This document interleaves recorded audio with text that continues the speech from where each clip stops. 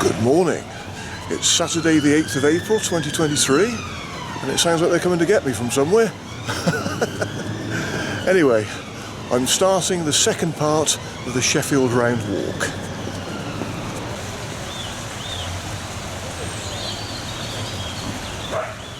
Today's section of the Sheffield Round Walk starts in Endcliffe Park, a large park and popular family visitor destination in Sheffield. Containing parkland as well as woodland, it is the first in a series of parks and green spaces known collectively as Porter Valley Parks, all of which lie along the course of the Porter Brook.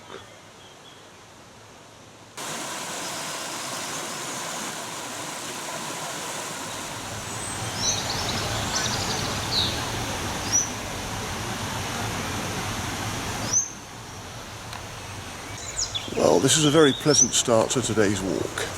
I've heard that Endcliffe Park is probably one of the most popular spots on the Sheffield Round Walk. Because it's Saturday today, it's going to be busier. But I'm just heading up the Porter Valley now.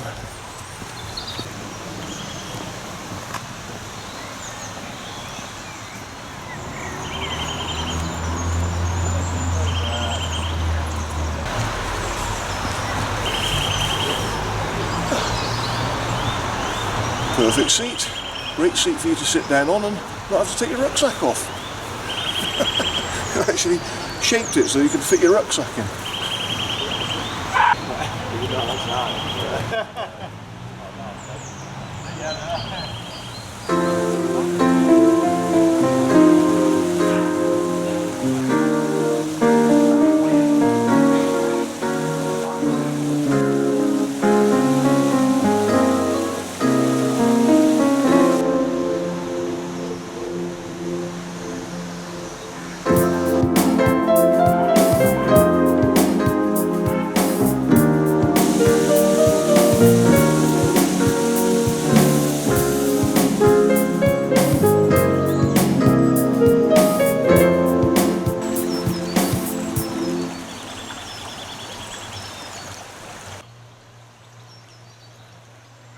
In 3/4 of a mile, I crossed Rustlings Road to carry on up the Porter Valley through Whiteley Woods.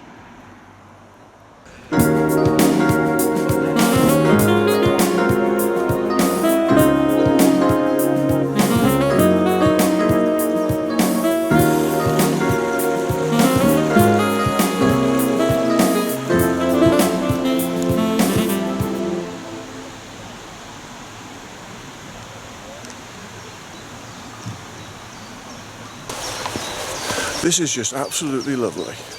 This is definitely my favourite stretch of the Sheffield Round Walk so far.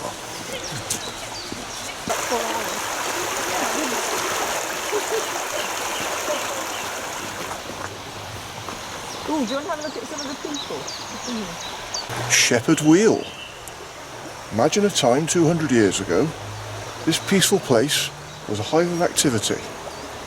Inside the buildings, men were busy grinding knives. It was a noisy and dangerous job, part of an industry that made Sheffield famous. Let's go and have a look.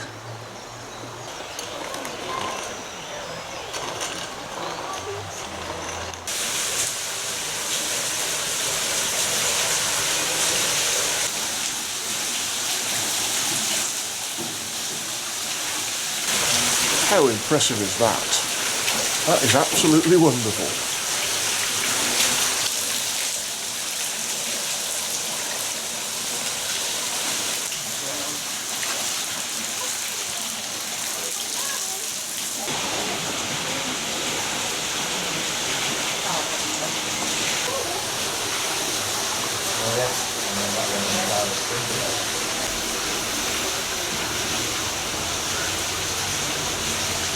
The wheel at work.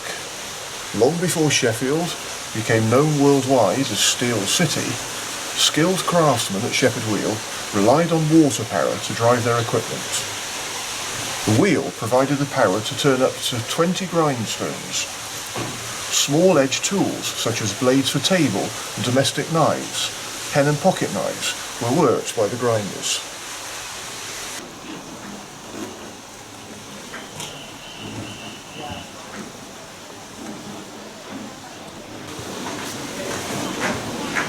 This is just fab, absolutely fab. Dating back to the 1500s, Shepherd Wheel was one of many small water-powered grinding workshops along Sheffield's rivers. The workshop played an instrumental role in the city's cutlery industry right up until the 1930s, and is the earliest complete example of its kind. Shepherd Wheel Workshop is operated with the generous support of the Friends of the Porter Valley. Really interesting, that was. Shepherd Wheel. That's been a real highlight today. Anyway, I better get cracking. I've still a long way to go yet.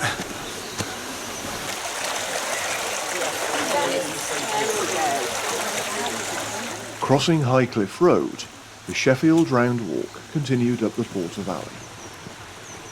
A short distance on, I crossed Whiteley Wood Road.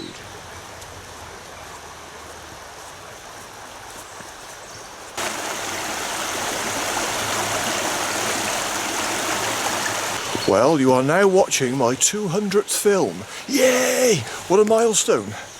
200 films, but that's not including the small number of behind-the-scenes films that I made, mainly back in the first lockdown 3 years ago, but a few others apart from that. So yeah, 200 films. So 5 years ago, in 2018, I reached 100 films. So in the last 5 years, I've made a further 100 films. So that's just wonderful. Also, what I should say is that apart from having reached 200 films, this year is the 30th anniversary of the Solitary Rambler. So, and again, 5 years ago in 2018, that was the 25th anniversary. But what I'm not going to do this time is make any particular special sort of celebrations, because I did it 5 years ago. It doesn't seem very long ago. So all I want to do this year really is just continue to hopefully make more good films.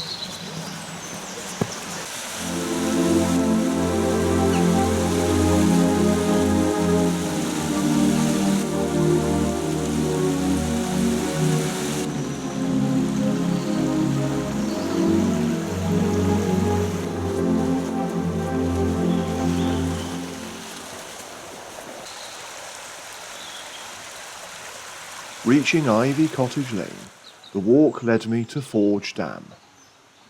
It is a popular destination for families and walkers, with a cafe and a children's playground in a lovely setting beside the dam itself.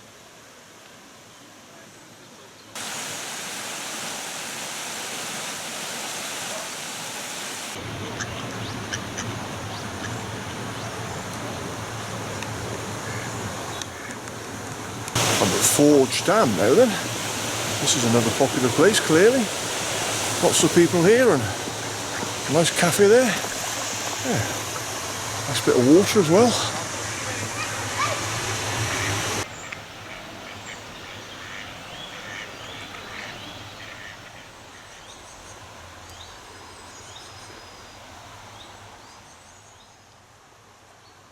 Beyond Forge Dam, I reached Woodcliff, where the Sheffield Round Walk continued through Porter Clough and entered more open country.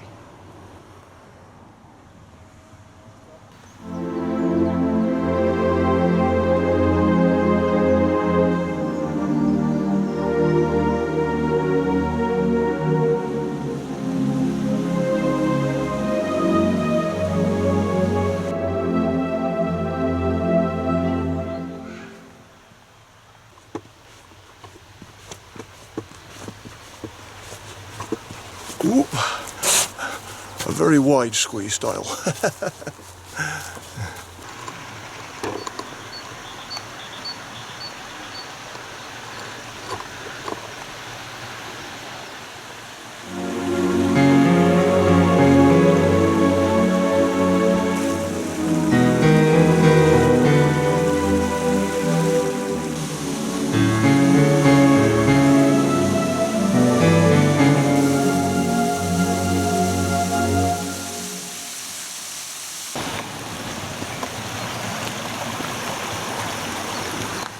So I'm out in the countryside now. This is brilliant. The Sheffield Round Walk has got a bit of everything. It's got urban walking, parklands, sort of riverside walking, and now, yeah, just out in the countryside. It's lovely. So this walk just gets better and better for me. So I'm heading towards the Peak District now.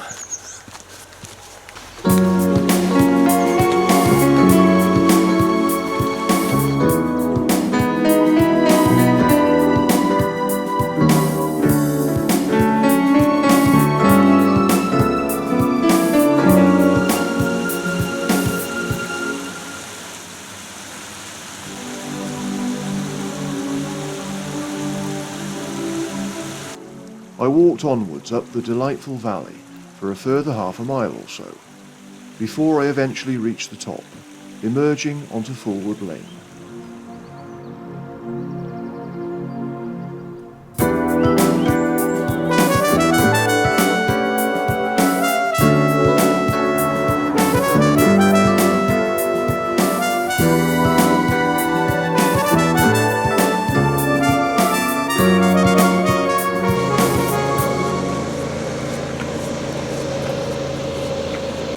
Now that I've reached this road, I'm scraping along the edge of the Peak District National Park.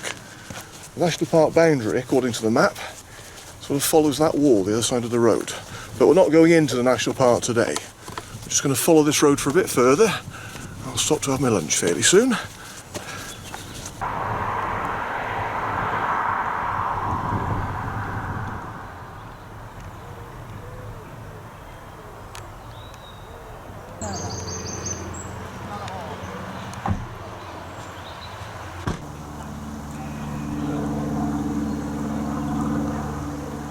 Another animal park. Oh well, I haven't really got time to go in today, but it's just worth knowing about. Can come here another time maybe.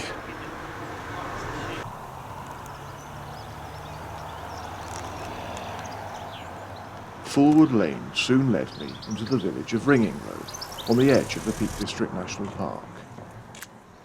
This is the Roundhouse, a Grade 2 listed octagonal former toll house, built around 1778, along with the Norfolk Arms pub, a coaching inn, also Grade 2 listed, that was built around 1840.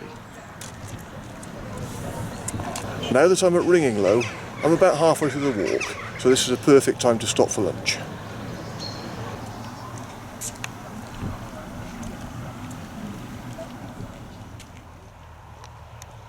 After lunch, I continued on the Sheffield Round Walk, as I turned left to follow a signed path off Sheephill Road.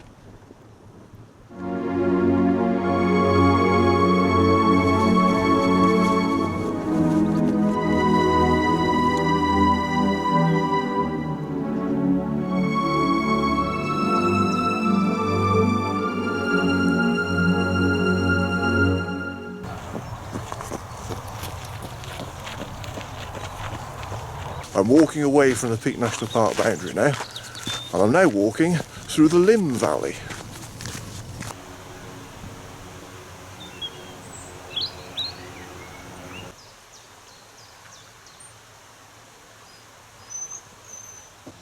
Through a gate, I drop down into a very pleasant wooded valley, following the course of the Limb Brook.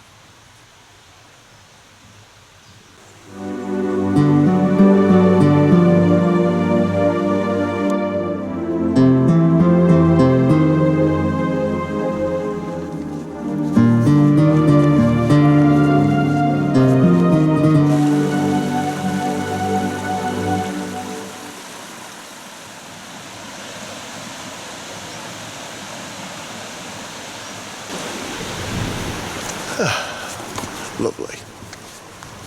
Well, when I started the Sheffield Round Walk yesterday morning, I did say at the time that, having researched the route, that I did see that it appeared to be very well waymarked, and it would be interesting to see how many times I would need to check my map on the route. Well, having now done most of the route, I can safely say that yes, it is very well waymarked. There are a few places, and I mean a very small number, where you reach a fork and it's not always clear whether you need to go left or right, but technically, yeah, you can do this route without a map. I mean, I always bring a map with me anyway. You know, whichever route I do, whether they're really thoroughly waymarked or not, it's always worth still bringing a map with you. But yeah, it's an easy route to follow, and it's brilliant. I'm really enjoying this. I'm so glad that I've discovered the Sheffield Round Walk. Oh, it's lovely.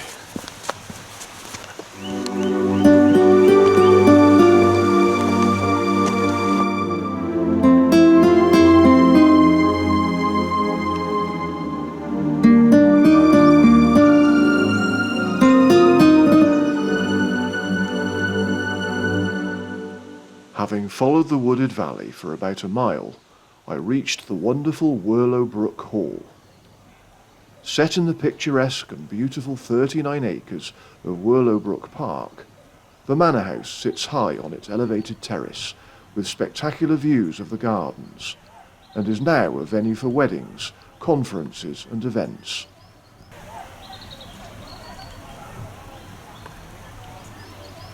Wow, what a lovely place. Whirlow Brook Hall. Not heard of this place until I researched the Sheffield Round Walk. Wow, how lovely.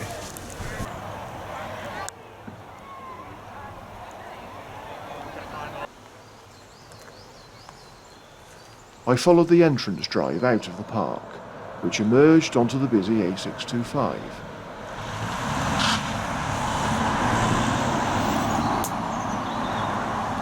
Right, just get over the A625.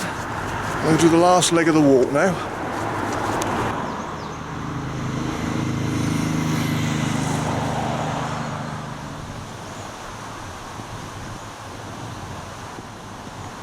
The route took me through Whirlow playing fields, at the bottom of which I reached a gap in the wall on the edge of Ecclesall Woods.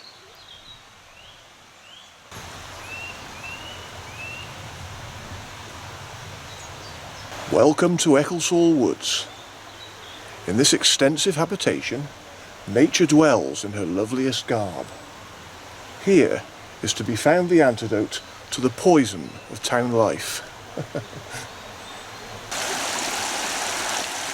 Through the gap, I headed down a path through the gorgeous woodlands of Ecclesall Woods, still following the course of the Limbrook. I was now on the very last leg of the Sheffield Round Walk.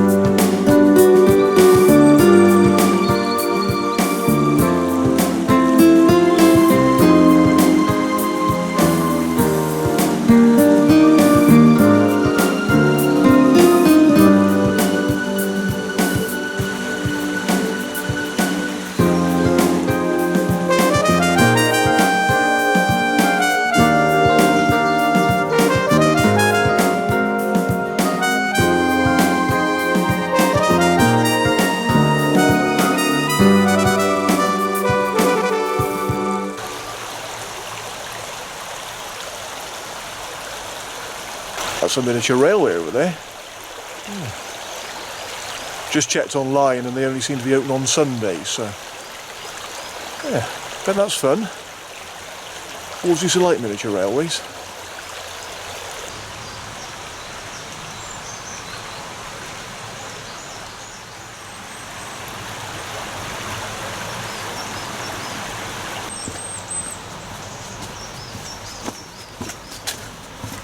So I'm now approaching Abbeydale Road South. That means I've officially completed the Sheffield Round Walk. Fantastic.